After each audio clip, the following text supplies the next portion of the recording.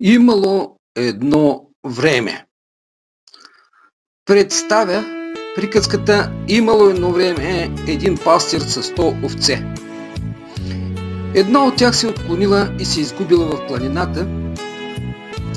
Пастирът оставил 99-те овце и тръгнал да търси изгубената. Вятърът става студен, небето се спрачава, той пробива път през бодливите храсти, които разкъсват дрехите му, катери се по опасни скали. Всяка дръскотина и всяка болка са само доказателство за неговата безгранична любов и решителност. Чува виене на вълк и той още по-притеснен, защото знае, че овцата е в голяма опасност. Сега е сама, изгубена в гъстата и опасна планина, където всеки храст може да бъде скрит капан. Най-накрая в мрака чува слабо и оплашено блеене.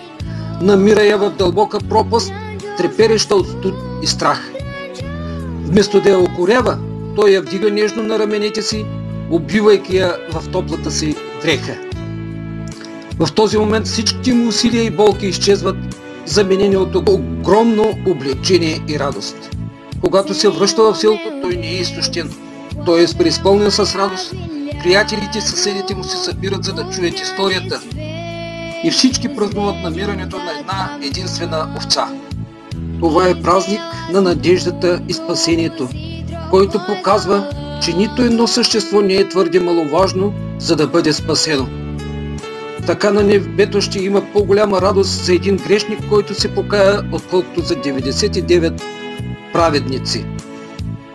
Защото Бог не се отказва от нито един от нас. Той е пастирът, който търси и намира всяка една изгубена овца и празнува с радост нейното завръщане. Това не е просто приказка. Това е истина. Имало едно време, има го и днес.